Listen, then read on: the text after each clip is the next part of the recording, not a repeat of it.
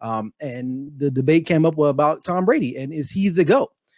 I am part of the group that believes that, yes, he's the GOAT. It doesn't mean I'm like, oh my God, I love Tom Brady. Oh my, it doesn't mean that. It just means that I recognize game. I respect what he's done. I mean, think about it. He's going to his 10th Super Bowl, 10 Super Bowls.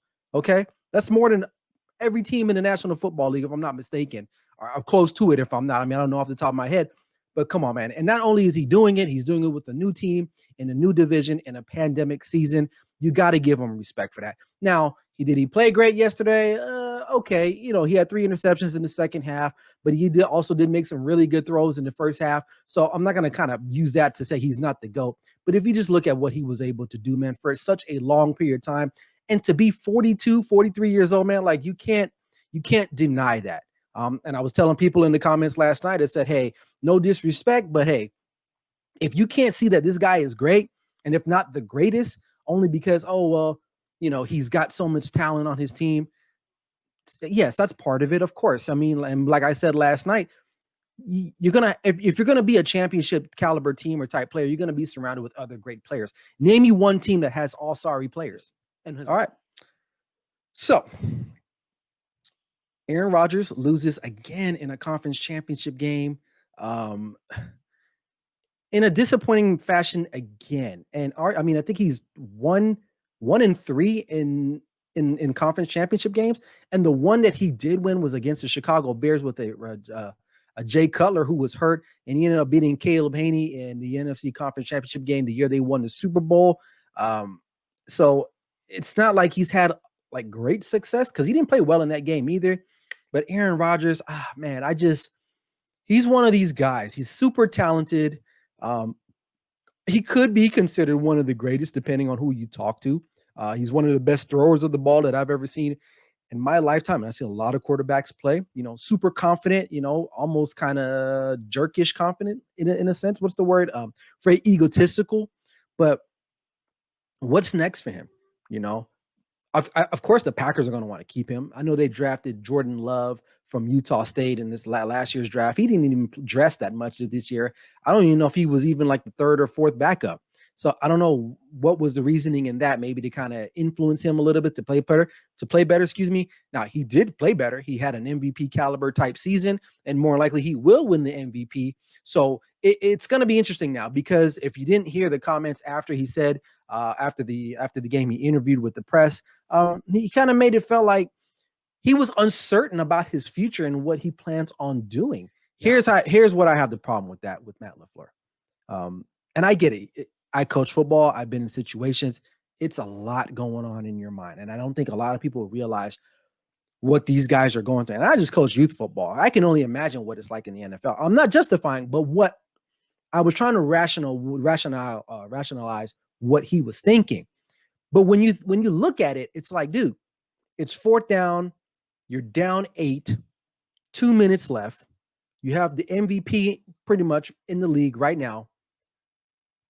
You kick the field goal, you still need the ball back, and then you still need a touchdown anyway.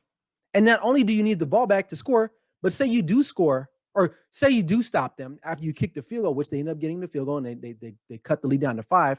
But guess what? You're not going to start from the 8-yard line. If you stop the Buccaneers, they're going to punt it. I don't know where you're going to get the ball, but you're not going to start on the 8-yard line. Why not just go ahead, take the chance, do it again, see if you get the touchdown. Worst case scenario, you still need to get the ball back and score a touchdown anyway. Right. So, but 2 other teams, they're going fishing. Buffalo Bills fall to the Kansas City Chiefs, and obviously Green Bay loses to Tampa Bay. So I'll give the Packers a break for a second. I'll talk about the Bills. What to look forward to? The Buffalo Bills, like I said last night on All Pro Access, dude, you guys need a running game. Like, you can't, your quarterback should not be leading, unless you're Lamar Jackson, and that's a whole nother topic. Your quarterback should not be leading your team in rushing yards, period. They had a great season. The Buffalo Bills they resurrected their franchise.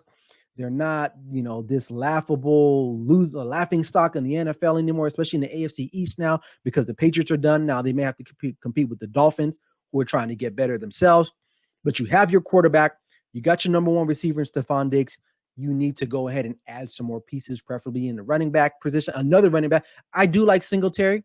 I do like him, but they need another bigger type of bruising running back because they got to run the football. They have to. Hail to the Chiefs. They're heading back to a back-to-back Super Bowl appearance. Patrick Mahomes, Tyreek Hill, Kelsey, Andy Reid. They look unstoppable. I mean, they really do. They spotted the Bills 9 points early on in that game. And I'm going to put my hand up, and most of you, wherever you are, put your hand up right now, because I know you felt the same way. Most of you thought when they were down 9-0 that they would still end up and win this game. I literally was like, oh, it's only 9-0. That's nothing. They've come back down 24 down points before. What's 9? No, 9 points is nothing to them. And just like that, I think they scored like 30, like 21 unanswered for sure. And then to finish out the game, it was like 36-12. So that's the Chiefs, man. A lot of people were concerned, going, especially in the month of December, even including myself, but I never went against them because I always tell people this. They got dudes, man. All right. So to close this show out tonight, man, I'm going to just be a little bit serious. It's almost a year ago tomorrow that we lost the great NBA legend, Kobe Bryant. He died tragically in a helicopter accident with his daughter, Gianna Bryant, as they were traveling to, I believe, a game in Calabasas, California. Now, when I got the news, it was the day before my birthday, because, yes, I'll be 37 Wednesday. So, make sure you hop on the show Wednesday and shout me out some birthday wishes. But so I remember literally I was sitting on the couch with my family, and my phone buzzes, and I see CNN, and it says Kobe Bryant has passed away in a helicopter crash. And I was like, no, that can't be real. And I remember literally, my kids were watching something. I said, I need the remote. And I tuned in to CNN, and I could not believe what I saw. Like, and even to this day, like when I see his picture, I'm a Laker fan. I grew up in LA. Staples Center is near and dear to me, just LA in period. And when Kobe Bryant was LA, he was part of LA. Yes. Rest in peace, Mamba. William Flowers says, yep. But do you guys remember where you were at when you heard the news, and what were your thoughts? What were your initial actions? I just remembered, like, just in disbelief. I remember I was, my parents were in town. I was sitting there with my wife and my kids, and we were just all on our phones trying to figure out, is this true? Like, how, this is Kobe Bryant. Like, it's just sad, man. Outside of like basketball, there aren't many athletes like him today. A lot of them try to be like him.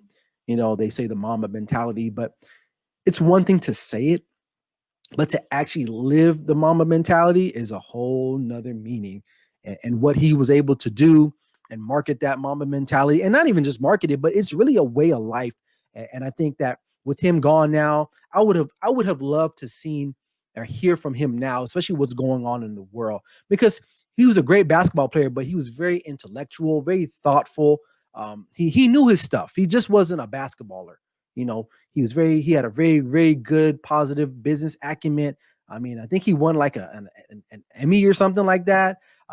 He helped, create a multi-million-dollar company in body armor. So he definitely was doing stuff outside of basketball. I mean, literally, he was a very talented guy, and his daughter was very talented, up-and-coming hooper. But he was not just a Laker. He belonged to everybody.